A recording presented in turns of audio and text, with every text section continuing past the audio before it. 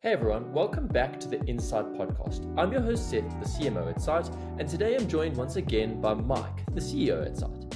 And we have a really exciting episode lined up for you. Today we're taking a deep dive into the essential strategies and metrics you need to focus on to scale your e-commerce store. Whether you're just starting or looking to take your e-commerce business to new heights, this episode is packed with actionable insights, so let's get started. So how do e-commerce stores scale, Mikey? So I think the key thing is to understand which type of e-commerce store segment you fit into.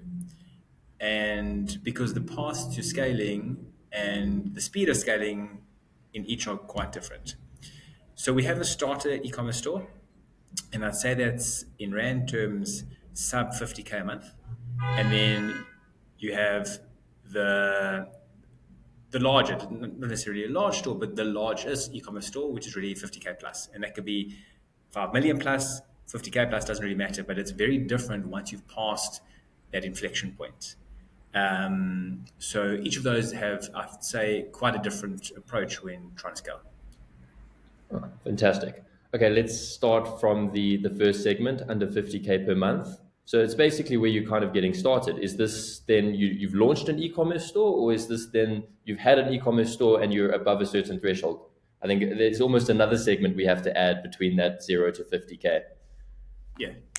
Yeah, so 0 to 50K is an interesting one. And I would say like there's almost a sub-segment, the 0 to 30K within that 0 to 50K. And that's a very hard segment to kind of break through, unfortunately. But so let's say probably closer to the 30 to 50K segment.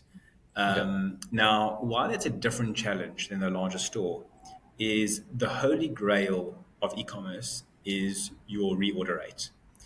And I think there are, again, two types of segments or industries in e-commerce. There's the naturally or inherently reorderable product. So if you sell stationery, if you sell shampoo, if you sell lenses, those are products that there's inherently a high return rate and a high order rate. And if you acquire the customer once, there's a high chance that they're going to come back every month. But for most stores, they're not like that. They're a once-off purchase store. But even within those stores, the average reorder rate or the average returning customer rate is typically 15%. If you're below that, you're kind of a bit below benchmark. If you're above that, you're doing well. Now, the challenge on new stores, both the sub 50K stores, is that 15% of customers coming back is a small number. Now, when you're in the larger store range and you're having a few million rand of turnover or a few 100,000 rand of turnover, that 15% is large. It's a big number. And therefore, everything becomes easier. But when you're a small store, you have to break through. You have to focus on pure new customer acquisition so that eventually that 15% becomes meaningful. All right, fantastic. So then how would you go about acquiring that 15% even as a small store? How are you growing your Yeah. customer base? No. So I think when you have a smaller store, so people talk about cost per acquisition, cost to acquire a customer, and that's almost your. If you're going to look at one metric daily, that's probably it. In any e-commerce store, it doesn't matter how big you are. The time to look at it less is in smaller stores. Because how smaller stores work, you need to almost be cognizant of the lifetime value of a customer. That the person, once you acquire a customer, you want them obviously to come back multiple times, and you want that 50% to grow. And you almost have to be more flexible on that acquisition cost at the initial stages, so you can break through that 50K barrier.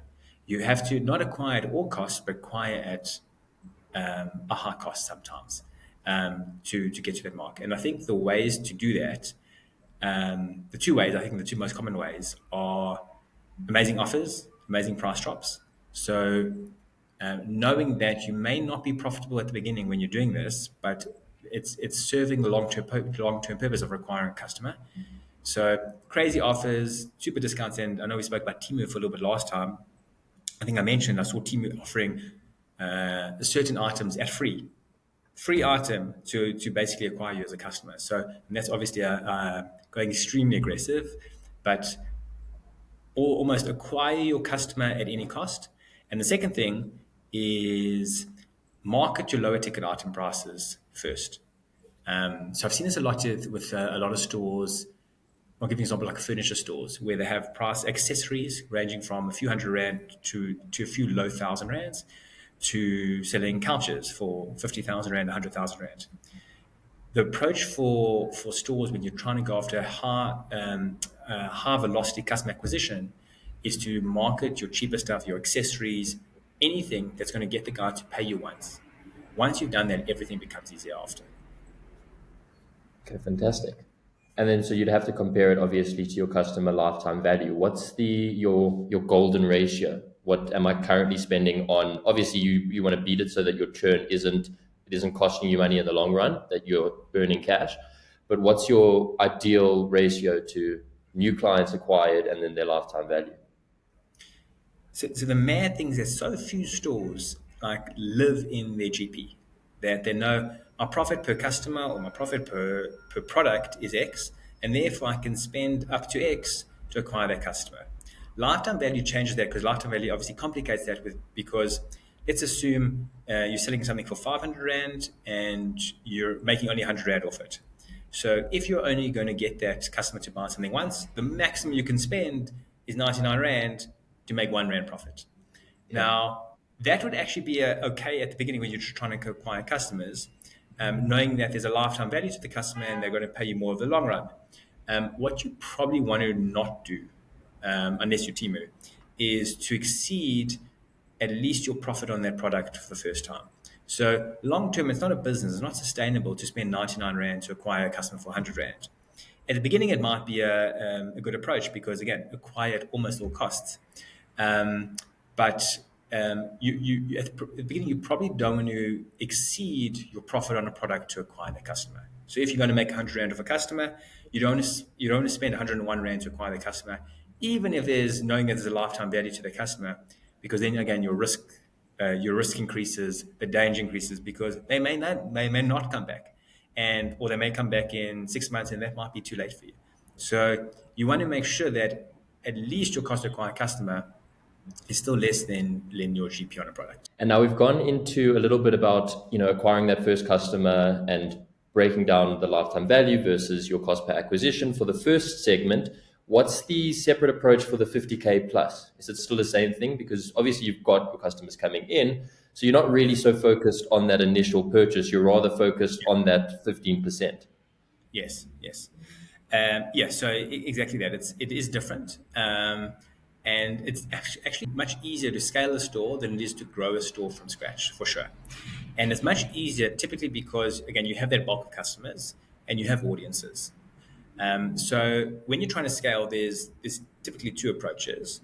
The one approach, which I think every store should do, is max out all your hottest, warmest audiences first. Meaning that spend enough at least that you can get all the juice out of your warm audiences, your lookalikes, even your old customer lists, and that's typically to spend that amount is usually not that high. Even if you're a fairly big store, warm audiences only will take you so far. But don't go into cold until you finish warm. Warm should still be your starting point. Then the approach is then to start scaling your cold. And the way you scale cold is depends obviously the product, whether it's on Google, whether it's on social. But for the most part, most platforms, particularly paid platforms, do scale linearly, meaning that you start slowly. You make sure your cost per acquisition is sufficient to where you want it to be, and now you're not really aiming for your one-to-one return. You want to actually get profit at this point, and then you go through a slow scaled approach. And we've seen this. It didn't really exist before the PMax days, but now with PMax on Google and for sure on Facebook, when there's the AI algorithm audiences, your Advantage Plus or PMax or Demand Gen, whatever the case is, you can't scale too quickly. You have to use that algorithm and scale responsibly. We've seen algorithms break and scaling break when you say, wow, the cost per acquisition is amazing. Let's just double our budget. And what happens is that people double their budget and their revenue stays the same. So essentially the cost per purchase essentially doubles because you almost have to teach these algorithms how to scale. So you've given them data through the purchases, through what audiences are converting into purchases, but now you've got to scale at a rate that they still know what to do. When you open the floodgate of audience, they kind of go out of whack. And the common approach is people think they're killing it at marketing, and they're like, "Cool, I'm just going to spend more," and they do just spend more, but they don't make more. So scaling is an approach in itself. And then at what point do you know you've reached your cap? It's kind of hard until you experiment further. Is it small increments that you test and you're just like, oh, when I'm comparing this month to last month, my CPA went from X to 2X, or is it little snippets there that you can experiment in, or how do you go about Yeah. experimenting there? Yeah, so that's tricky. I mean, I don't think there's a foolproof way for everyone. Like our approach, typically when we try and scale spend, we try and go 10% every 10 days. There are examples for sure when people have been able to go quicker, but I think the 10% every 10 days is a fairly safe approach, which works not all the time, but a lot of the time. Yeah. And yeah, at the end of the day, like it comes down to the business, which is more important. So one does often eventually come at the expense of the other. So revenue does come at the expense of cost per acquisition. The whole idea of scaling is to try and keep that linear relationship as long as possible, so that your cost per acquisition stays still and your budget increases, but your revenue increases. Eventually, that does taper off and it does break off. The goal is to maintain that relationship for as long as possible until it's no longer true. Amazing. And then just to retain that relationship in the long term, what are some approaches that you can go? Is it, constant remarketing on Google and Facebook? Is it newsletters? Give me some actionable tips there. So I think a mistake a lot of e-commerce stores make is that they're always hunting the next big thing, where very often they have the next big thing, meaning that there's typically like a primary platform that's working well. So whether it be Google, Facebook, Instagram, TikTok, whatever it is. And the beauty of paid channels is that when you can scale them, you should scale them. And what happens is guys are doing amazingly on Google, and then they try and add another platform, but before they've maxed out what they can get out of Google, and that's where the challenge is. So they jump too early without squeezing the juice out of their platform. So squeeze the juice out of a platform before you add the next. When you do add the next, I'll say the one media that people don't do nearly enough, and we were way too late to get into this email. Email is like money for jam for e-commerce stores. We should change this podcast name to Email Marketing 101. It's basically... You know what it is? You can't grow a store through email. No. But you can maintain a store through email. Quick money for jam wins off email.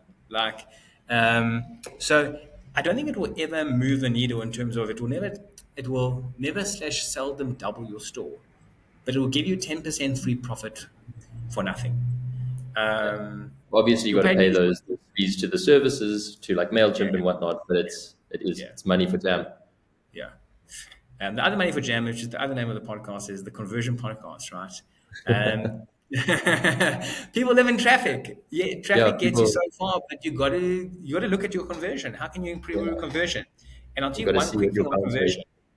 Yeah, you got to see what your conversion. Yeah, people think conversion optimization is about UX and UI changes, and in some instances it is. But the biggest thing you can do to improve conversion, like without doubt, is the offer and the price. Every business owner wants to believe that their customers don't choose them because of their price. Like, we're not about price, we're quality. That's why people come to us. True. Yeah, we have all of these brand values. Yeah, if you want a better conversion rate, change the price. Or get a better offer. That's the easiest way, and no one actually does that. Or at least word your offer better. What's that? I was saying at least then you can try and word your offer a little bit better. Change buy today to buy now. Or exactly. So on that, so the buy today, like there's so many cool things. I think people are addicted. I love the cool part of conversion, like the behavioral tricks or optimizations that you can do to encourage consumers to buy. Your ABC testing. your ABC testing, but before you go to ABC testing, just do P testing. Change the price, change the thing. Now, doesn't mean you have to be the cheapest, but this is the nature of commerce. The magic of commerce is price does matter. Price does matter, except it is really important to when price does matter, and price is one of the biggest factors. You have to look at what your lifetime customer value is and the cost of acquisition, because in the beginning it's really important, and it's still really important, your price. But if you have to see that you're making a profit at the end of the day, you have to live in those analytics to see that it's going to be a long-term win. But price is incredibly important. Yeah, don't give your product away to make no money, but at the same Yes. time, don't be ignorant to the fact that people do still care about price today, yesterday, 100 years from now. Yeah. And if you've got the profit margins, and as we said, this is we should call this the email podcast. Use your MailChimp software. Exactly. Send them a little offer, 10% off this because we saw you liked it, 20% off this because it's your birthday. People care. People appreciate that personalization. Exactly. Yeah, I think just to close things off, let's go through a little bit of a summary of how to scale 0 to 50 and 50 to, So summary points, 0 to 50, focus almost everything you do on acquiring a customer and leave profit for down the line. How we can do that is offers, number one. And number two, make your products or advertise the products that are low enough in price or high ticket items, again, that are not your most valuable products, not your highest earning products, but are products that are going to get people through the door. Larger stores, when you scale, you got to scale responsibly. You got to, unfortunately, go sometimes slow to go fast. You got to use your audiences that you have. You got to take advantage of those. You got to take that 15% of customers that are coming back and try and squeeze a bit more, get that to 18 and 20%, because that'll make a big difference in your numbers. Then you got to whack through your cold audiences. As I said, it's the email podcast. You got to, if you're not doing email, I'm not talking about bulk email. Yeah, I'm talking about event-based email. You have to do event-based email. If not today, tomorrow. You got to focus on conversion. Conversion is not just UI, UX. It's also what's the actual stuff on your store. How do we optimize for that? Whether it's bigger range, whether it's a better price, whatever the case is. And then your store magically scales and everything's good in the world. And that's a wrap for today's episode of the Insight Podcast. Thank you so much for tuning in. If you found this episode helpful, please subscribe to the Insight Podcast and leave a review, and possibly share it with your network. Don't forget to leave a comment down below and let us know what topics you want help with. So stay tuned for next week's episode, where we'll dive into more strategies for e-commerce success.